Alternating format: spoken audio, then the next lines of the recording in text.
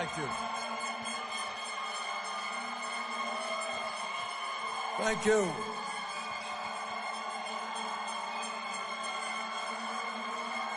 Thank you very much.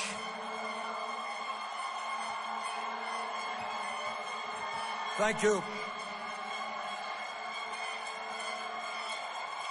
Let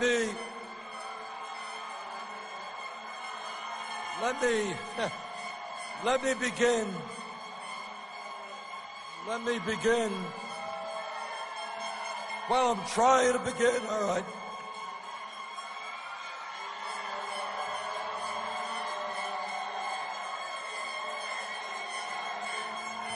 Let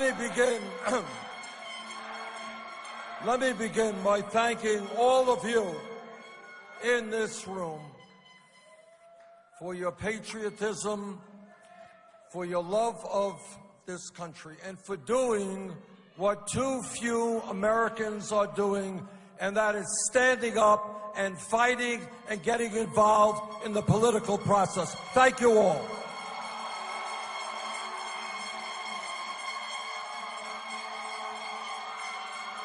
And let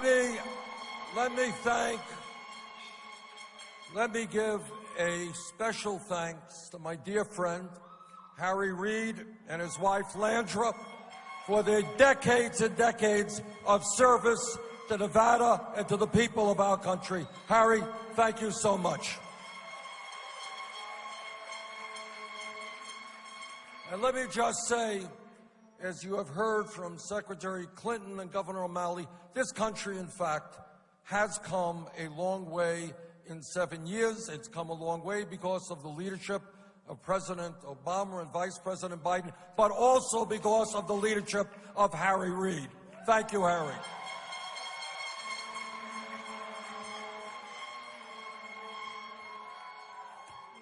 We have come a long way since George W. Bush left office. When Bush left office, 800,000 people a month were losing their jobs. We had a $1.4 trillion deficit. And oh yes, the world's financial system was on the verge of collapse. Our Republican friends, and we shouldn't be too hard on them, they suffer from an illness called amnesia.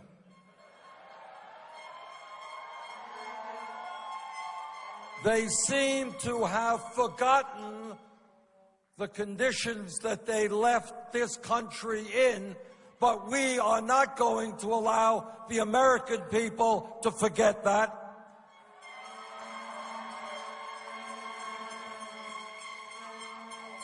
We have made real progress, and we should be proud of what we have accomplished. But, and here is the big but, we still have a very, very long way to go to create the kind of country we know we deserve.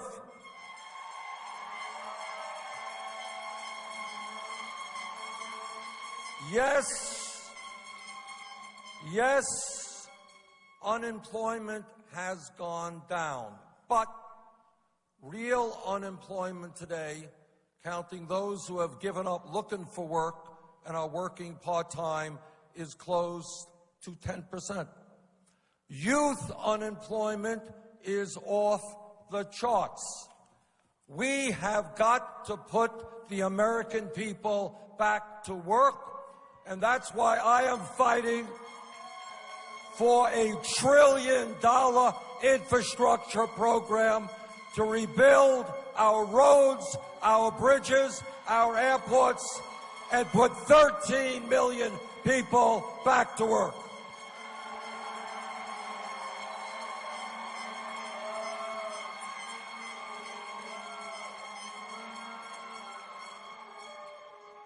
Today in America, let's be clear, the federal minimum wage is a starvation wage. People in Nevada, people in Vermont, People all over this country are working 2 or 3 jobs to try to pay the bills. It is not a radical idea to say that somebody who works 40 hours a week should not live in poverty. We are going to raise the minimum wage to $15 an hour.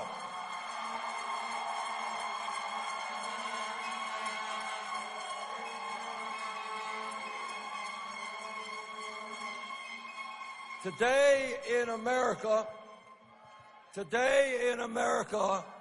millions of senior citizens and disabled veterans are trying to get by on $12,000 or $13,000 a year. Well, you know what? You can't get by on $12,000 or $13,000 a year. My Republican colleagues think that $12,000 or $13,000 a year is too much. They want to cut Social Security. The truth is, we have got to expand Social Security and pay for it by lifting the cap on taxable income.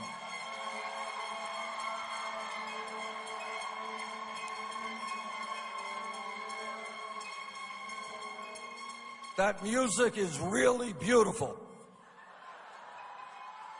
But today in America, the middle class of this country continues to disappear. Despite a huge increase in technology and productivity, millions of our people are working longer hours for lower wages. And yet today, despite the disappearance of the middle class, we have more income and wealth inequality than at any time since 1928, and it is worse in America than any other major country on earth. It is morally unacceptable that the top 0.1% today now owns almost as much wealth as the bottom 90%. It is wrong that the 10 wealthiest families in America own more wealth than the bottom 50%. It is wrong that 58% of all new income created today is going to the top 1%. Here is a radical idea. Here is a radical idea. We're going to create an economy that works for working families, not for billionaires.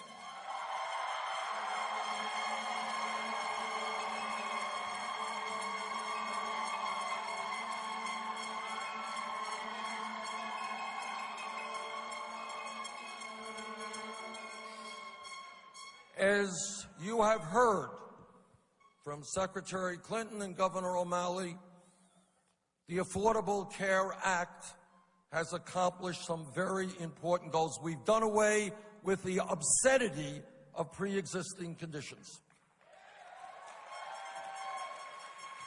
We have added some 17 million more Americans to the ranks of the insured. No small thing. But, and here is the but again, we can do better, we must do better.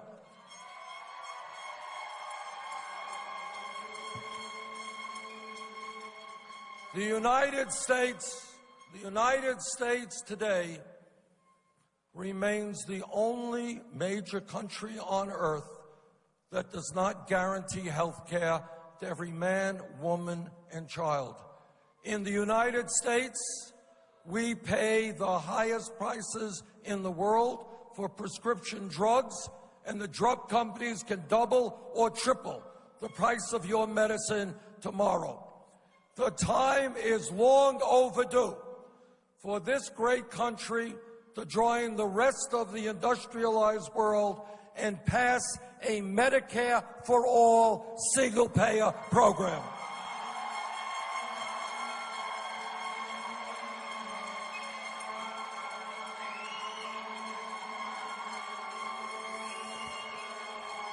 I am a member of the Senate Environmental Committee and the Senate Energy Committee. Harry, thanks for putting me on those committees. And in that capacity, I can tell you that I have talked to scientists not only throughout our country, but throughout the world. And the truth is that climate change is real. It is caused by human activity. It is already doing devastating harm in our country and around the world. Now, the Koch brothers and the fossil fuel industry may not like it, but the time is now, for the sake of our children and our grandchildren, to transform our energy system away from fossil fuel to energy efficiency and sustainable energy.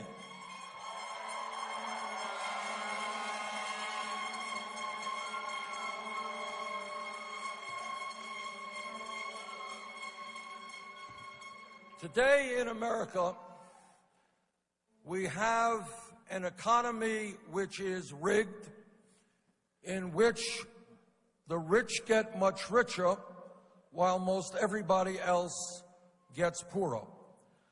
But in addition to having a rigged economy, we have a corrupt campaign finance system.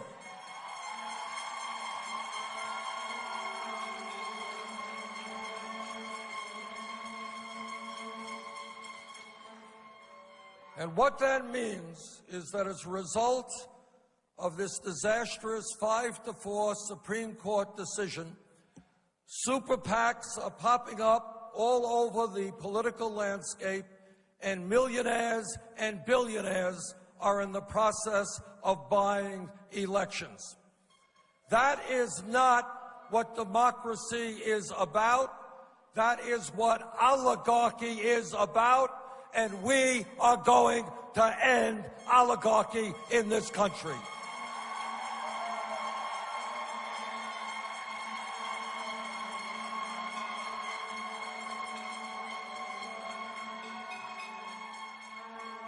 Here's a promise. No nominee of mine to the United States Supreme Court will get that position unless he or she is crystal clear that one of their first orders of business will be to overturn Citizens United.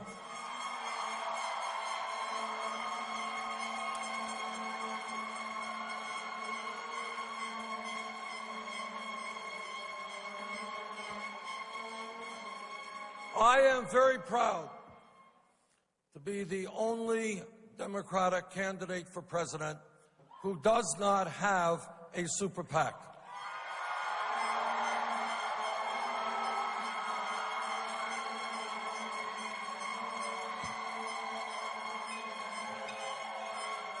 I am extraordinarily proud that in the last 8 months, my campaign has received 2.5 million individual contributions, more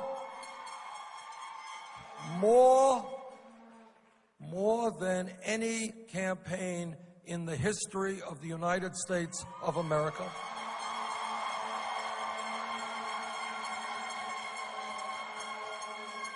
And listen to this, the average contribution is less than $30. What we are proving in a very significant way is that you can run a national campaign, a campaign that I believe will be a winning campaign without being dependent on corporate money or the money of millionaires and billionaires.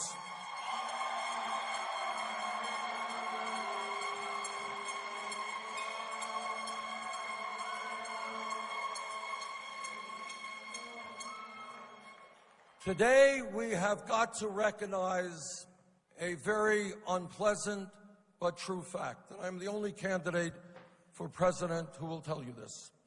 And that is no president, not Bernie Sanders or anybody else, can alone take on the powers that be in this country. No candidate, no president can do it alone. Wall Street, corporate America, the corporate media, the Koch brothers, big campaign donors are just too powerful. That's the simple truth, an unpleasant truth, but the truth.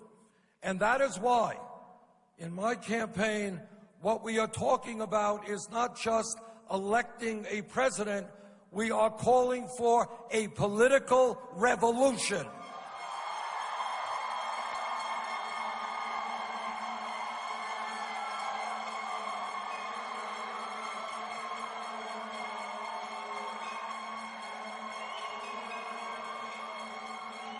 And what does that mean? What does that mean? What it means is that we will not succeed as a nation unless tens of millions of people, many of whom who have given up on the political process, many of them who no longer have faith in Washington, many of whom no longer vote.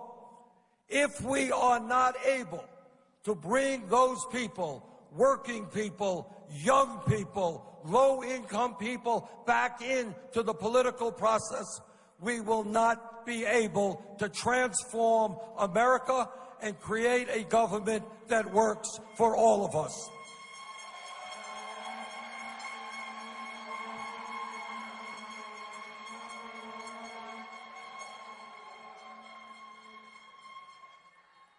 Thanks.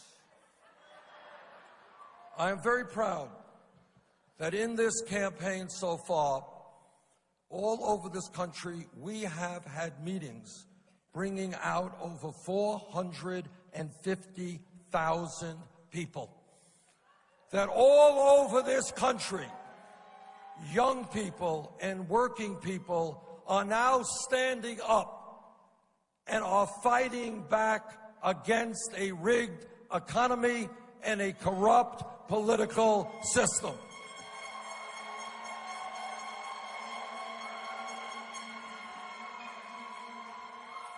And let me be very clear and be a little bit political here.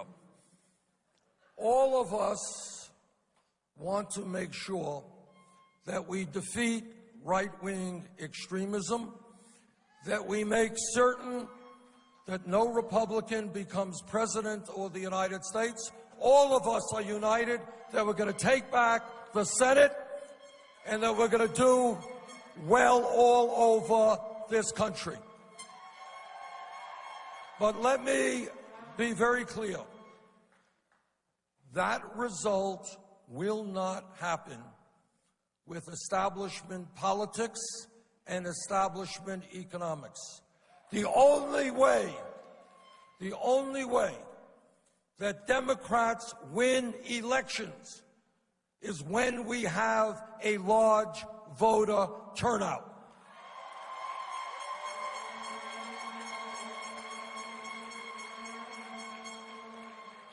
Republicans win as they did last year, when people are demoralized, when people give up on the political process. What we need in this campaign is energy, we need youth, we need working people, we need a Democratic Party. We need a Democratic Party that makes it clear to every worker in this country that we are on their side and we're prepared to take on the billionaire class.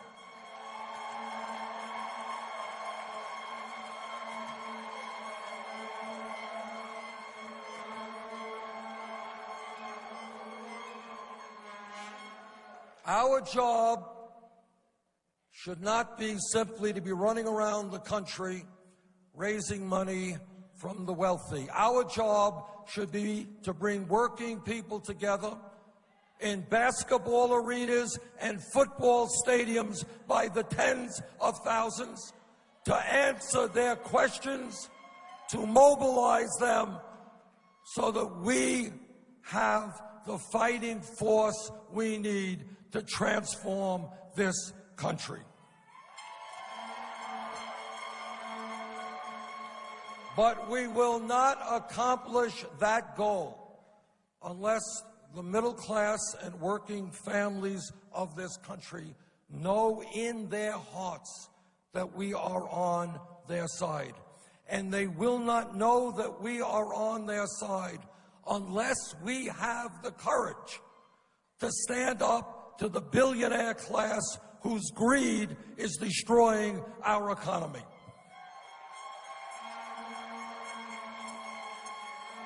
And that is why I have introduced legislation that takes on the most powerful special interest in the United States of America.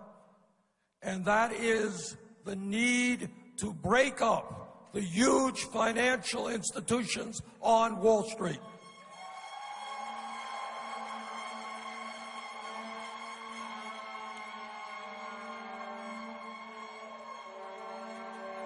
As the people of Nevada understand, Wall Street's greed and recklessness and illegal behavior created the worst economic downturn since the Great Depression.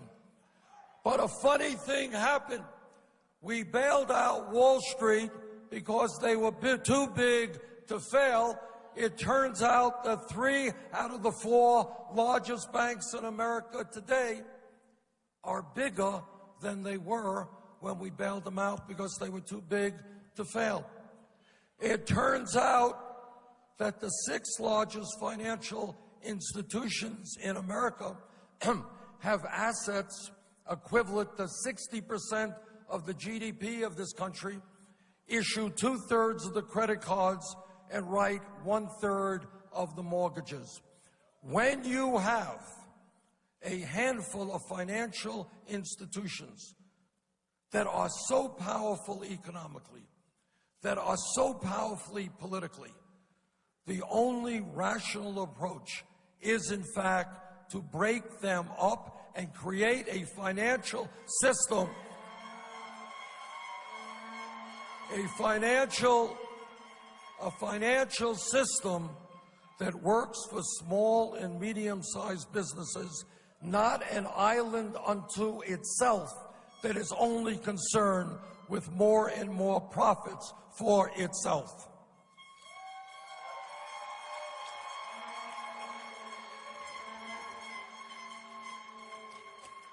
I am the ranking member of the Senate Budget Committee, and I will tell you what the Republican budget is about. The Republican budget is about voucherizing Medicare, making massive cuts in Medicaid, massive cuts in education, throwing millions of people off of health care, and then giving hundreds of billions of dollars in tax breaks to the top 0.2%. That is a budget and that is a political party that must be thrown out of office.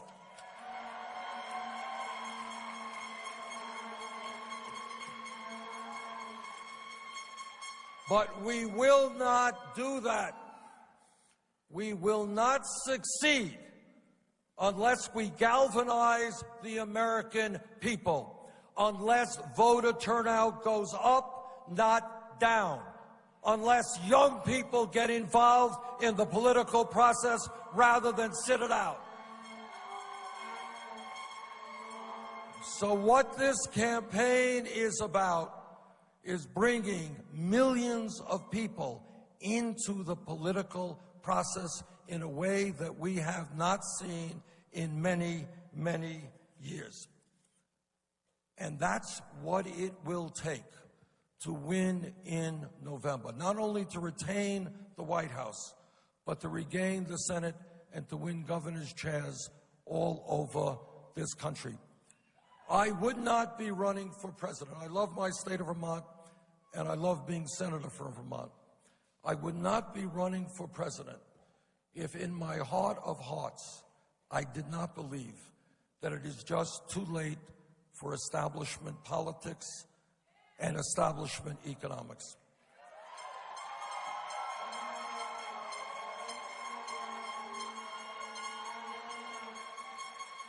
It is not easy, I know that, and it makes people very nervous when we talk about a political revolution. But here's the truth. No change that has ever come in this country has occurred from the top down. It has always been from the bottom on up.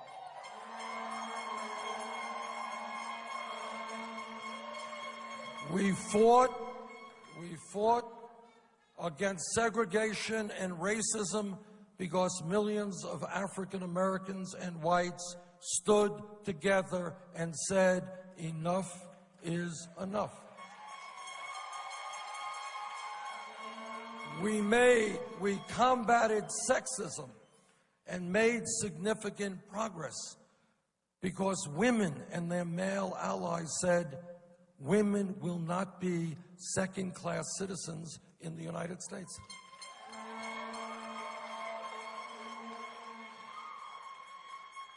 Unions in the 20s and the 30s grew to become a fighting and powerful force because from the bottom on up, workers stood together and demanded the right for collective bargaining. We have made significant progress in the struggle for gay rights because the gay community and their straight allies said people in America must have the right to love those who they want.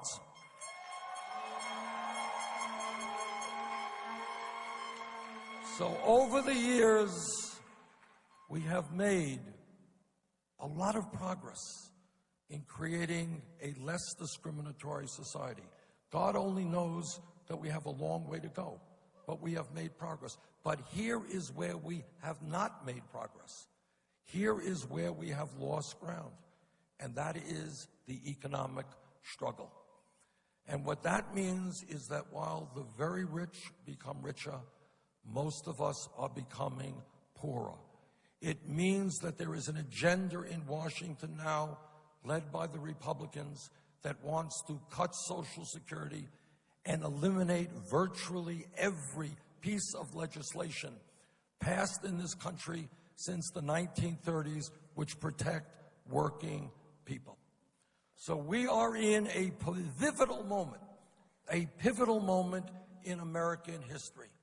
And that moment is, do we bring our people together to stand up and say loudly and clearly that this great government of ours belongs to all of us and not a handful of billionaires?